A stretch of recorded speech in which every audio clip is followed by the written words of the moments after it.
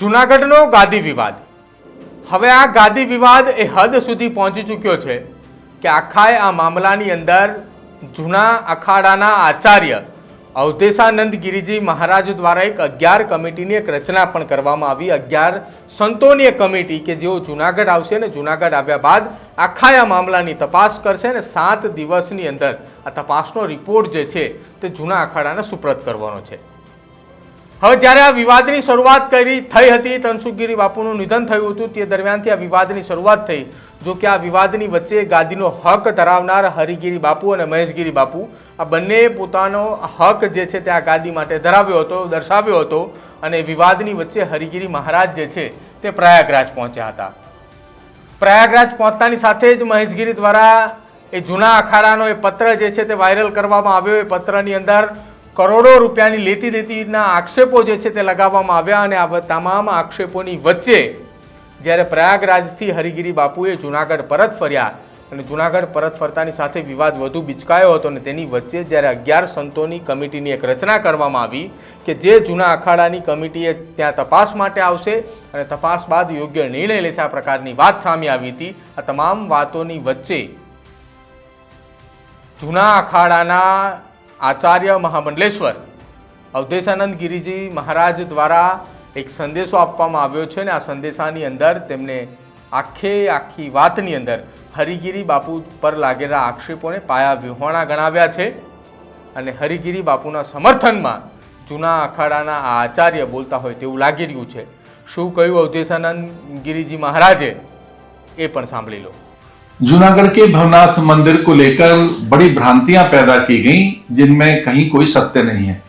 हमारे अखाड़ा के परम संरक्षक और अखाड़ा परिषद के महासचिव आदरणीय पूज्य स्वामी हरिगिरी जी महाराज, जिनका चिंतन, चरित्र और आचरण की पारदर्शिता हजारों लाखों सन्यासियों को प्रेरित करती है. हजारों लाखों सन्यासी उनके नेतृत्व में कार्य कर रहे हैं और उनके द्वारा जो कार्य किए गए वे बड़े अद्भुत हैं, विलक्षण हैं, वे एक आदर्श पुरुष हैं. हमारे अखाड़ा के कोई सन्यासी महेश गिरी, जिन्होंने सन्यास को त्याग कर राजनीति की दिशा पकड़ी थी और फिर वो किसी अन्य और सामाजिक आध्यात्मिक कार्यों में लग गए थे, उन्होंने इस प्रकार का एक आरोप लगाया है कि हरिगिरी जी महाराज ने कुछ आर्थिक गड़बड़ियां की हैं जो कि निराधार हैं, बेबुनियाद हैं. मैं जूना अखाड़े का आचार्य महामंडलेश्वर, मैं स्वामी अवधेशानंद गिरी ये बार बार कह रहा हूं सभी साधुओं से कि वे निकल कर आए, आगे आए, एक बहुत बड़ी पहल करें कि हरिगिरी जी महाराज का चिंतन, चरित्र बड़ा अद्भुत है और हमने उनको देखा है बहुत वर्षों से, पिछले 30-35 वर्षों से उनके जीवन में कहीं किसी प्रकार की अनियमितता नहीं देखी गई है. अखाड़े के प्रत्येक स्थान पर बड़ी अद्भुत उन्नति हुई है. उज्जैन हो, नासिक त्र्यंबकेश्वर हो, प्रयाग हो, हरिद्वार, सर्वत्र उनके कार्यों की प्रशंसा की जा रही है. उन पर ये ऐसे आरोप लगाना बेबुनियाद है और मैंने एक 11 सदस्यीय समिति गठित की है जिसके अध्यक्ष आदरणीय मोहन भारती जी हैं. उसमें महामंडलेश्वर पूज्य स्वामी कपिलपुरी जी महाराज हैं.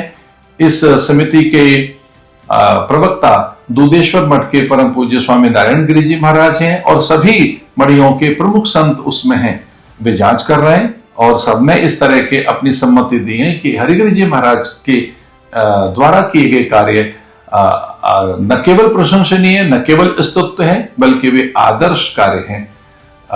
जो कुछ उनके विषय में कहा जा रहा है वह कुंभ को बिगाड़ने की बात है, साधुओं में भेद डालने की बात है और ये ठीक बात नहीं है. संतों में भारी रोष है. संत इस समय बड़े क्षुब्ध हैं कि कुंभ के अवसर पर अलग अलग तरीके से विघ्न डाले जा रहे हैं. ये ठीक नहीं है. अखाड़ा परिषद के अध्यक्ष आदरणीय परम पूज्य स्वामी रविंद्रपुरी जी महाराज और अनेक महामंडलेश्वर निकल कर आए हैं. मुझे तो ऐसा लगता है कि कहीं साधु जूनागढ़ कूच न कर जाएं पूज्य हरिगिरी जी महाराज के समर्थन में, और ऐसा संतों के मन में है भी.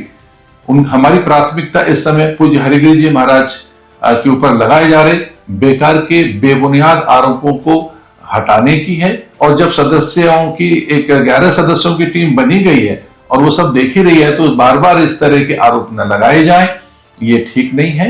और अखाड़े के साथ, विशेषकर लाखों लाखों सन्यासी हमारे अखाड़े के साथ खड़े हैं। हमारे अखाड़े के लाखों सन्यासी जो गिरी कंदराओं में, उपत्यकाओं में हैं, वो पूज्य हरिगिरि जी के साथ हैं, उनके समर्थन में हैं।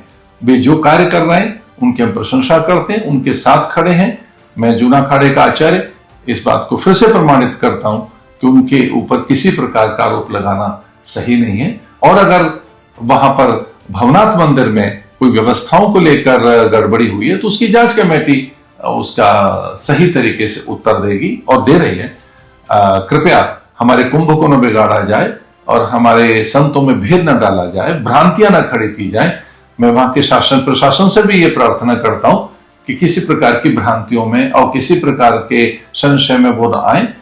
प्रशासन बड़ा कुशल है वहां की सरकार की मैं प्रशंसा करता हूं कि वहां की सरकार किसी प्रकार की भेद नीति को स्वीकार नहीं करेगी। पूरे देश भर के लाखों सन्यासी आज हरिगिरि जी के साथ खड़े हैं और धैर्य रखा जाए। जांच कमेटी बैठी है और वो बहुत जल्दी अपना निर्णय सुनाएगी और सारे संत एक मत हैं, हरिगिरि जी के साथ हैं। कृपया किसी प्रकार के भ्रम में न आए। तो जूनागढ़નો આ ગાદી વિવાદ હવે જૂનાગઢથી બહાર નીકળીને છેક પ્રયાગરાજ સુધી પહોંચ્યો છે।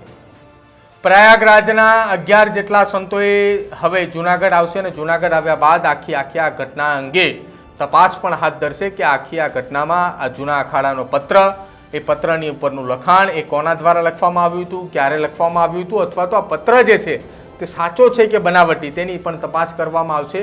અને આ જૂના અખાડાનો આખો આ મામલો છે તે મામલે અવધેશાનંદ ગિરિજી મહારાજ કે જેઓ જૂના અખાડાના આચાર્ય છે અને તેમના દ્વારા એ સૂચક નિવેદન આપવામાં આવ્યું છે કે જ્યાં સુધી આખી આ ઘટનાની અંદર તપાસ ન થાય ત્યાં સુધી કોઈ પણ આક્ષેપો અથવા કોઈના તરફ કહેવું એ મુશ્કેલ છે। પરંતુ જૂના અખાડાના આ આચાર્ય દ્વારા હરિગિરિના વખાણ પણ કર્યા છે કે તેમને એ સમાજના ઉત્થાન માટે અનેક એવા કામો કર્યા છે, સમાજના કલ્યાણ માટે પણ અનેક એવા કામો કર્યા છે। તેમના ઉપર જે આક્ષેપો લગાવવામાં આવ્યા છે તે પાયા વિહોણા છે અને સાથે મહેશગીરી બાપુ ઉપર તેઓ લાલ કુંભ પણ થયા। આપનું શું માનવું છે આખા વિવાદને લઈને? કેમ કે જૂનાગઢની એક ગાદીનો વિવાદ, એ વિવાદ હવે છેક પ્રયાગરાજ સુધી પહોંચ્યો અને પ્રયાગરાજથી 11 સંતોની કમિટી આખા આ મામલાનું નિરીક્ષણ કરશે, આખા આ મામલાની તપાસ કરશે અને તપાસની વચ્ચે જૂના અખાડાના આચાર્ય અવધેશાનંદ ગિરિજી મહારાજનું આ સૂચક નિવેદન શું સૂચવી રહ્યું છે? આ નિવેદન કોની તરફ અંબાજી ગાદી જશે? શું લાગી રહ્યું છે આપને અમારા કમેન્ટ બોક્સની અંદર જણાવજો। અમારી ચેનલ ન્યૂઝરૂમને આપ આજે જ લાઈક કરજો, શેર કરજો અને જૂનાગઢની આવીને આવી અપડેટ જોવા માટે આજે જ સબસ્ક્રાઈબ કરજો, ભૂલતા નહીં। નમસ્કાર।